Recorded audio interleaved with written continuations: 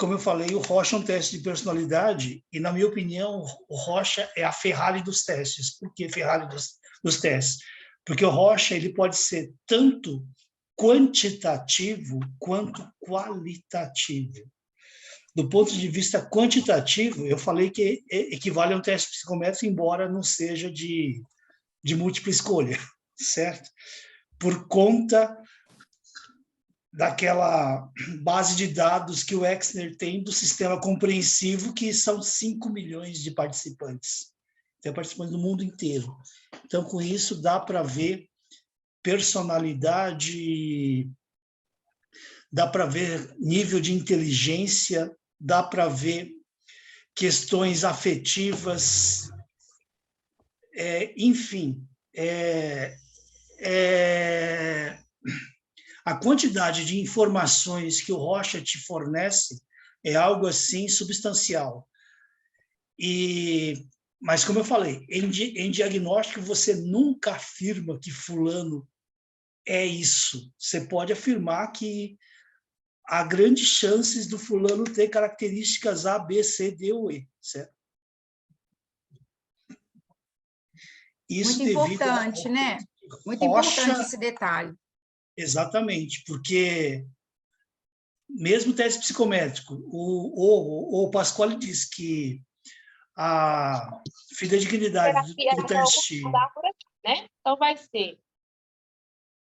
Opa, alguém está com o microfone ligado aí. Bom, voltando, a característica do teste psicométrico é 70% de chance de ser verdade, 30% tem chance de ser mentira. Então, na verdade, quando a gente aplica um teste psicométrico, a gente está apostando num determinado diagnóstico. Por isso que é importante que a gente aplique pelo menos 2 testes, que aí diminui a chance da gente estar dando o diagnóstico incorreto. Mas mesmo diminuindo a chance, ainda existe chance de ser diagnóstico incorreto. Agora, o Rocha ele é importante também para dar base em que em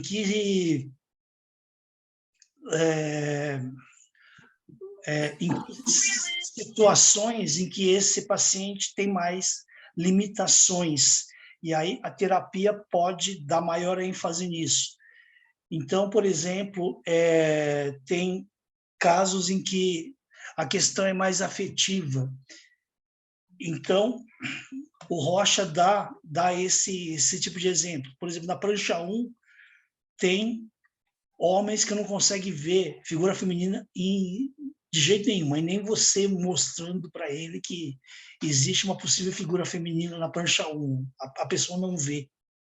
Para quem assistiu The Big Bang Theory, é o caso do Raj, nas primeiras temporadas. O Raj ele não falava com mulher, certo? Ele era totalmente inibido em relação às mulheres. Nas temporadas subsequentes, ele foi ficando mais liberal com relação a isso. Mas, então, isso é da análise qualitativa. De repente, a pessoa não consegue ver mulher de jeito nenhum na prancha 1. Então, esse é um dado qualitativo que pode ser trabalhado em terapia. Enfim, o Rocha dá uma infinidade de informações. Outra coisa, dá para ver se a pessoa é ou não imatura, a quantidade de respostas animais que ele dá, a quantidade de respostas humanas. Quanto mais respostas humanas, mais é ligado ou mais resolvido ele é afetivamente. E assim por diante, certo? Enfim, o Rocha, em matéria de informação, inclusive, principalmente para terapia, é de uma riqueza fantástica. Você pode fazer essa analogia assim, de utilização terapêutica também para o caso do TAT, Ricardo? Você considera também, que, né? Também. Eu acho assim, ouvindo você falar, eu não tinha tido essa instrução, essa visão mas como eu passei para os meninos essa semana o TAT, eu acho que se aplica também, né, para quem for utilizar ele para aspecto clínico. Olha, HTP, TAT e rocha, para a clínica, é um prato cheio. Inclusive, TAT, você falou da questão do herói, né? O personagem principal. Sim. Então, quais são as forças e pressões do herói? Atenção, sai rocha, entra TAT agora. TAT, é. Então, é o seguinte, se esse herói... Porque o que é o TAT? Você vai pedir para o paciente elaborar historinhas sobre cada quadro, cada prancha. E a prancha 1 é uma prancha neutra, é um menino sentado na mesa e tem violino Isso. na frente da mesa, certo? Em cima da mesa, melhor dizendo. Então, esse quadro a gente chama de quadro neutro. Ah, tá. Porque ele não elicia grandes coisas. Compensação, tem pranchas do TAT que são bem... Pesado. Exatamente, pesadas, como no caso de alguém que está com uma faca, certo? E tem uma mulher deitada, tem um garoto com uma espingarda, enfim. Existem quadros que são mais complicados. E aí você vai ver como é que esse paciente ele vai lidar perante esses estímulos mais agressivos, menos agressivos, tem mais afetivos, existem pai e filho se abraçando, mãe e filha se abraçando, e tem até pranchas que têm a ver com homossexualidade latente, tanto masculina quanto feminina, certo? Então, e na época que esse TAT foi feito, homossexualidade era alguma coisa, podemos dizer, fora do comum. Era até considerado patologia. Hoje, deixou de ser. Mas hoje é bom para que a pessoa que ainda esteja no armário tenha um empurrãozinho para sair, certo? Nesse sentido. Então, mas voltando, basicamente tem a ver com a questão do herói. Se esse herói, se esse personagem principal, ele é ativo, se ele é passivo, se ele é vítima, se ele é atuante, como é que ele é. A questão, como são 20 histórias, também conta quantos finais felizes, quantos finais infelizes, quantos finais neutros. Por aí a gente tem uma ideia da autoestima desse paciente. Ricardo, eu instruí a turma a usar esse capítulo 26, que o compilado do psicodiagnóstico traz, e lá tem esses desdobramentos da interpretação com base na compreensão do Murray, né? Interpretativo Murray. Então, Murray, a gente... tudo bem. Murray. Ah, você fica me exigindo norte-americanismos que eu ainda não domino. Mas e aí, a gente viu, acho que foi a Jane, né, Jane, que comentou que tem a interpretação conforme o modelo de Bellac, ou Bellac, né? Vou falar assim do jeito que se escreve. A gente pode seguir a interpretação conforme Murray? Isso, pode sim. Capítulo 25. É o capítulo 25, tá, turma? Eu deixei lá na Xerox.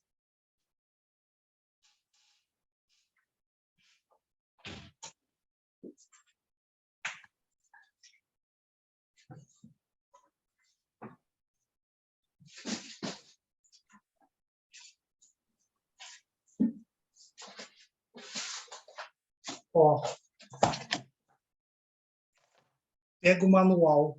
Ah, ok. Você tem isso aqui, né?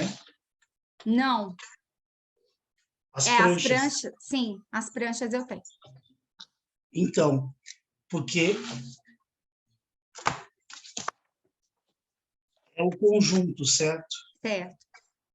Então, seria legal que a Unipac providenciasse.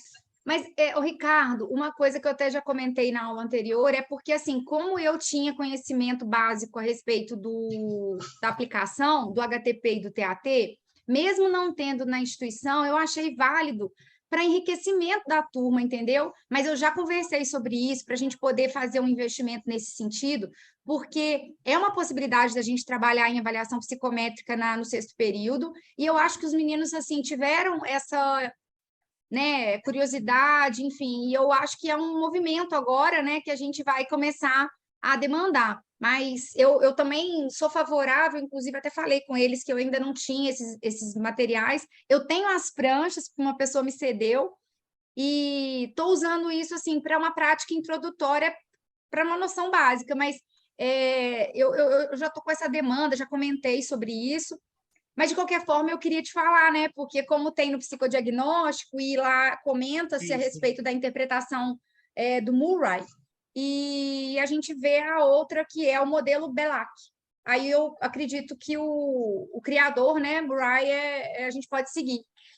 Exatamente. Então, mas se for o caso, Ah. eu te passei aqueles slides do Sim, eu ETAT. queria Então, saber isso, se eu posso, né? não, você pode usar, com Tá, certeza. beleza. Combinado, Porque então, gente. todas as coisas do herói, essas coisas todas, Tá. a gente, a Ricardo gente, a gente pode já me fazer. passou as interpretações, então, do caso do TAT também, para a gente poder compartilhar com vocês. Beleza, obrigada, Ricardo. Nada. Então, isso é coisa do manual. Do Certo? manual. Ok. É isso aí. Bom, então vamos para o Rocha, propriamente dito, Vamos lá. antes que o tempo acabe. Ai, peraí. Cadê ele aqui? Só um minutinho. Aí. Bom, então vamos para a tela toda, por favor. Ele não está aparecendo, não? Não, está aparecendo a página, mas Tá, ok. Bom, gente, esse cara não é o Brad Pitt, é o Herman Rocha, tá? Herman Rocha. Então, caso faça um filme com a vida do Herman Rocha, vocês já sabem quem é o ator que vai ser escalado para fazer o Rocha, né? O Brad Pitt. Então, como vocês podem ver, ele era bem galanzão. Agora vamos para uma notícia. Ele morreu com 38 anos. Muito novo. Então, morreu novinho. Próxima prancha, por favor. Então, Rocha, ele nasceu em 1884 e morreu em 1922.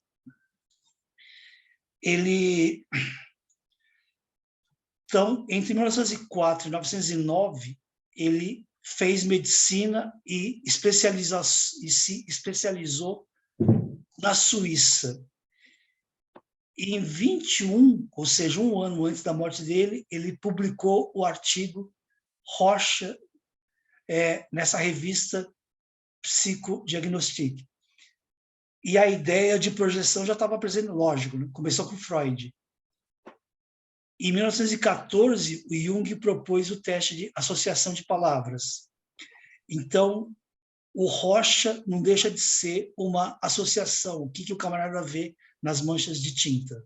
Próximo slide, por favor. Ricardo, só um detalhe que aparentemente é bobo, mas eu vejo que pega muito é a questão da pronúncia, de muita gente falar Rochá. Isso é tudo bem. Isso eu explico. Aí a gente cita o André Jacquemin. Quando alguém falava Rochá, ele falava assim que estava errado, porque André Jacquemin era belga. E belga fala em francês. E ele foi uma das pessoas que trouxe o Rocha para o Brasil. Ele e alguns outros franceses que trouxeram a escola francesa do Rocha para cá. E francês francesou o nome e ficou Rochá, Rochá, Rochá. Tanto é que em Brasília a turma fala Rochá, Estados Unidos a turma fala Rochá. A dublagem do Watchmen em português, o camarada também fala Rochá, certo? Mas se vocês pegarem no filme Watchmen o som original, aí o cara fala Rocha.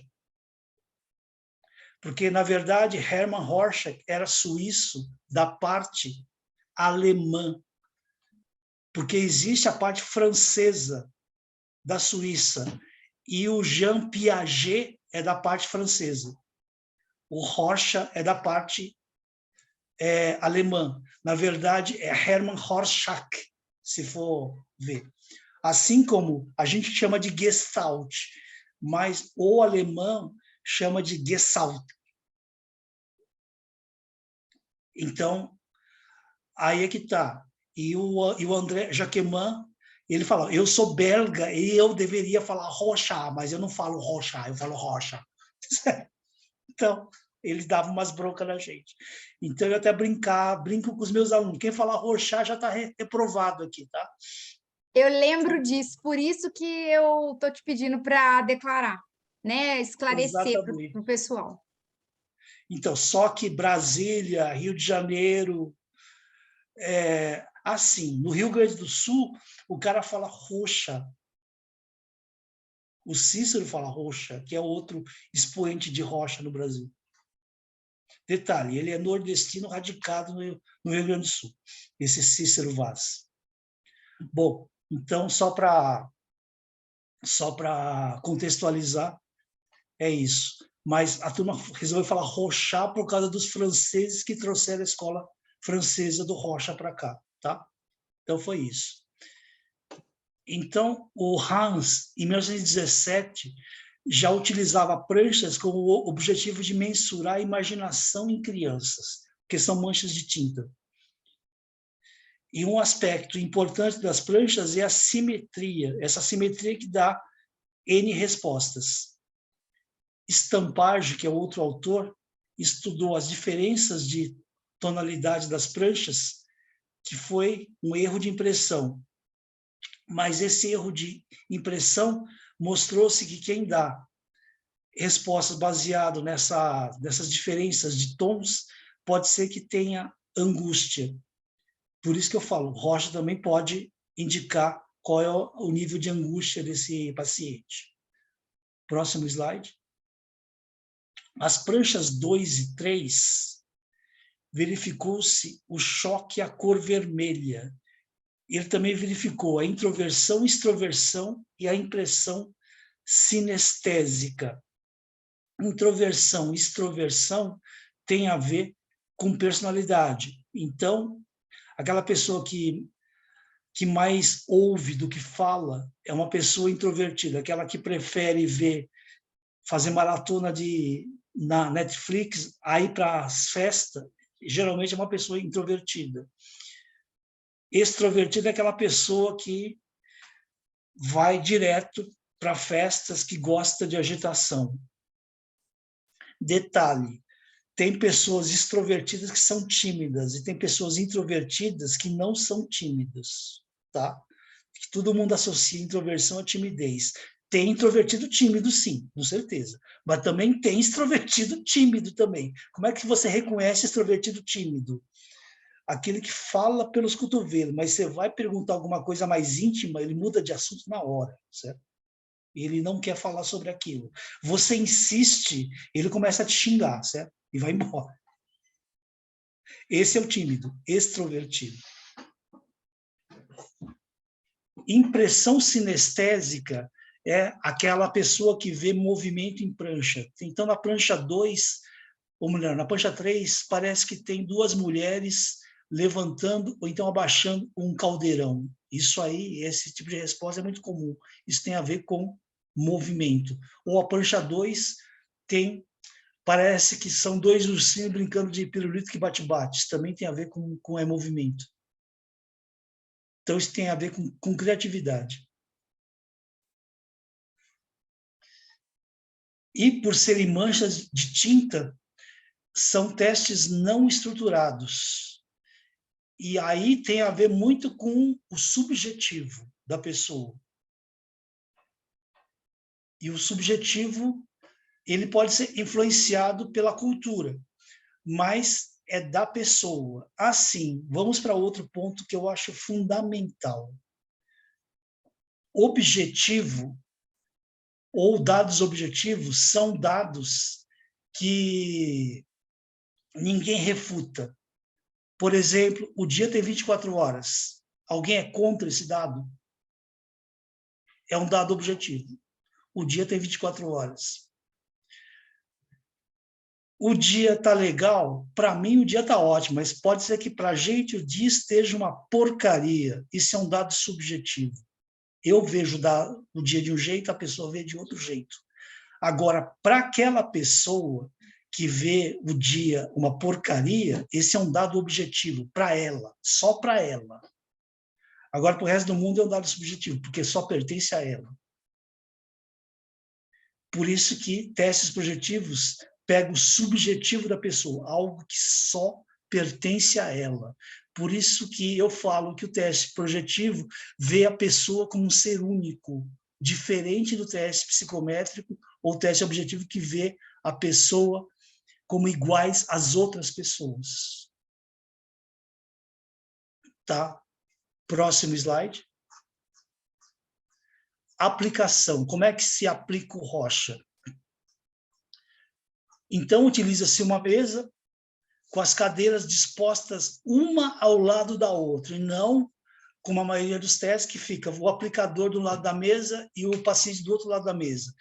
Aí estão os dois do mesmo lado da mesa. Aplicador e paciente sentem-se lado a lado. Material, 10 pranchas, cronômetros e folha de respostas. Tudo isso eu vou mostrar depois. O cronômetro, hoje todo mundo tem cronômetro, né? Chama-se celular. Na minha época, cronômetro era cronômetro de verdade mesmo. É acionado após... Eu já mostrei isso para eles lá na Unipac, Ricardo, que o cronômetro está até desintegrando o antigo. Sei. Mas a gente usa o celular. E as minhas estagiárias têm a cara de pau de que trouxeram o celular só por causa do cronômetro. Eu falei, tá, eu acredito.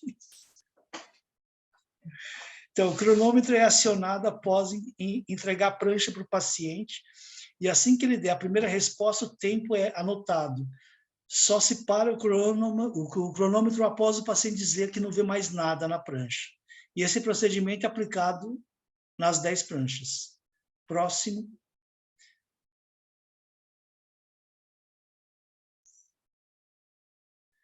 Investigação. A primeira pergunta a ser feita é aonde? Onde que você está vendo a borboleta? São as áreas que o paciente deu essas respostas, que a gente chama de localização. Aliás, a gente divide o Rocha em 3 grandes bases. Localização, que é o local da prancha que ele vê.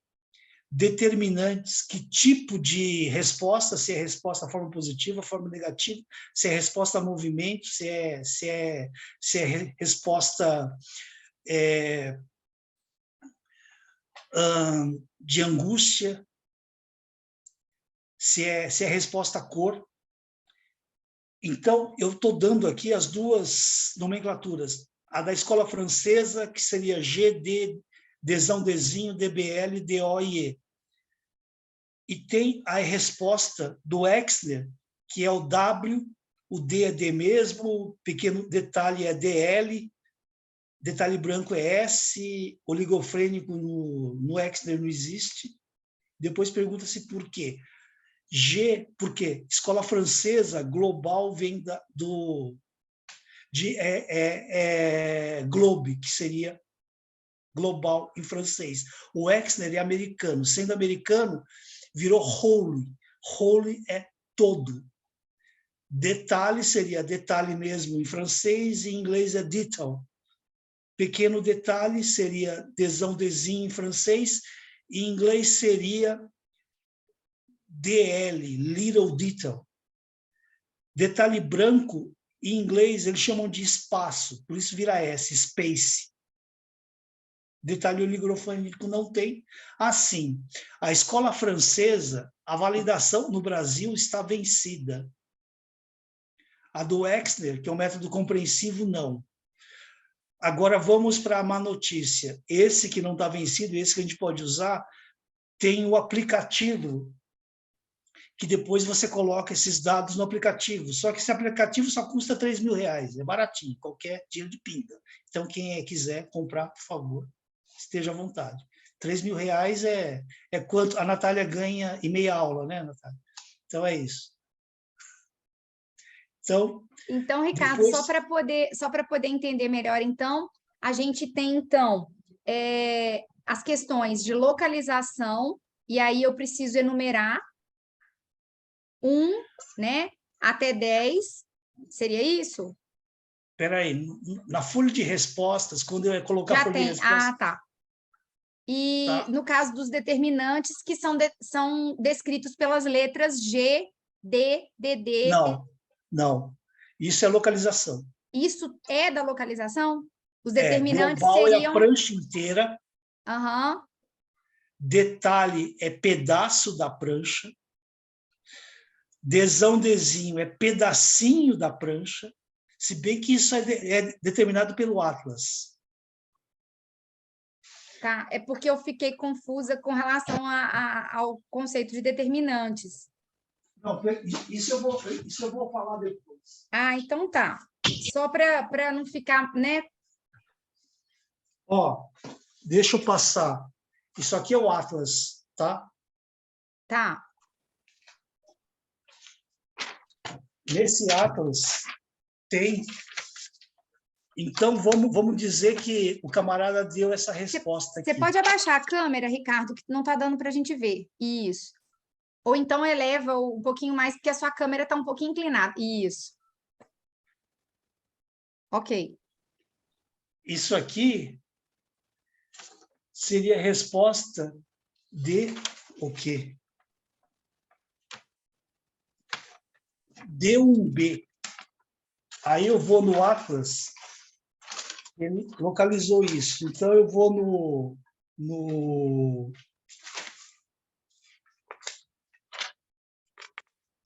ele deu resposta, podemos dizer,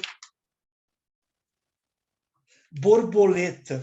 Aí eu vou no Atlas e vejo borboleta. Aí eu ponho detalhe, forma negativa, animal, borboleta é animal, certo?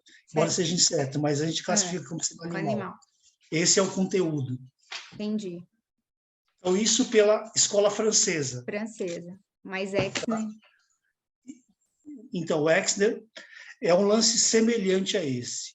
Mas, aí, a próximo slide. Recusa. Pode ser que o paciente não veja nada na prancha. Então, pode ser comum na prancha 2, 4, 6, 7 e 9. Quando ocorre recusas, pode-se insistir. Quando o paciente é capaz de superar na investigação posterior. Ou seja, eu não vejo nada na prancha. Tá legal, você não vê nada. Dá para você olhar de novo para ver? Então, depois que você insiste e ele vê alguma coisa na prancha, ele podemos dizer, do tipo neurótico. Se ele continuar a dizer que não vê nada, ele pode ser do tipo psicótico ou pode ser do tipo não estou afim de fazer o teste, certo? A grande maioria eu não estou afim de fazer o teste. Uhum. Agora, principalmente teste para cirurgia bariátrica. O cara quer a cirurgia bariátrica, o cara não quer fazer teste psicológico. Então, teve paciente que não viu nada em teste, em prancha nenhuma. Aí você via a má vontade do cara, né? Agora,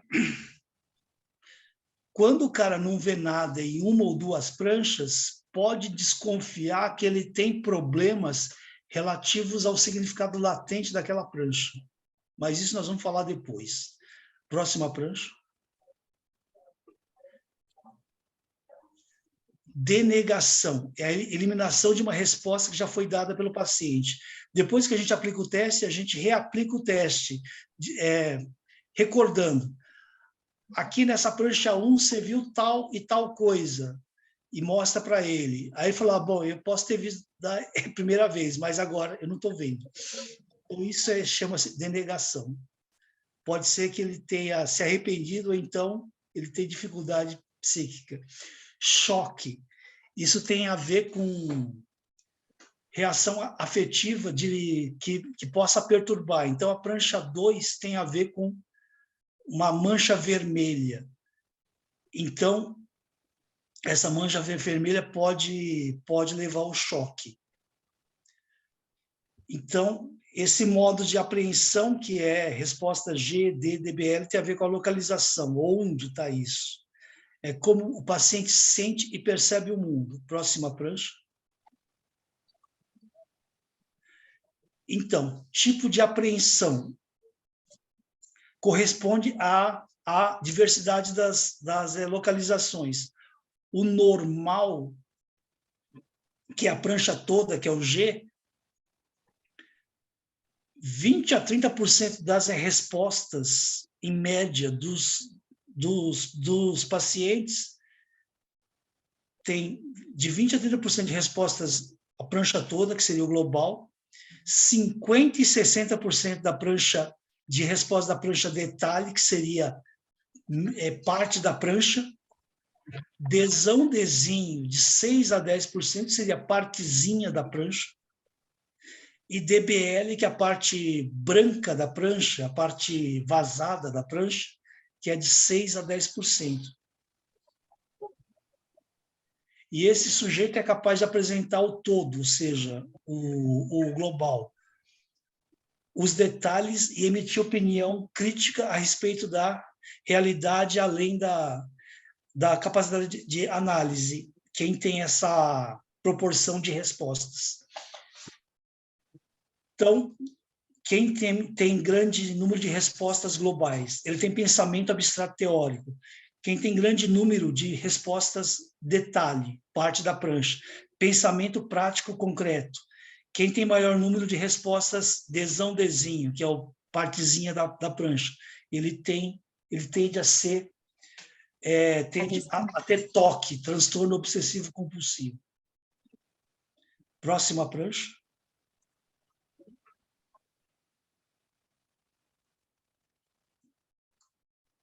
Agora sim, determinantes. Afinal de contas, qual é a qualidade dessa resposta? Então, se é resposta da forma. Então, tem 3 tipos de formas. A forma mesmo, isso parece uma borboleta. A cor, por que eu estou vendo um laço? Pela cor vermelha. Estampagem tem a ver com tonalidade. Essa estampagem é que dá o grau de angústia, claro, escuro. Então, a forma. Como são manchas de tinta, então domina o caos, a coisa desorganizada. Na forma, o sujeito irá valorizar os contornos. Então, por que eu vejo uma borboleta na prancha 1? Porque parece uma borboleta, é um todo. Ocorre um esforço de organização visual. Ou seja, o cara tenta botar sentido nas manchas de tinta. Então, isso a gente chama de organização racional. São respostas que tendem a ser menos pessoais, convencionais ou com pouco envolvimento afetivo.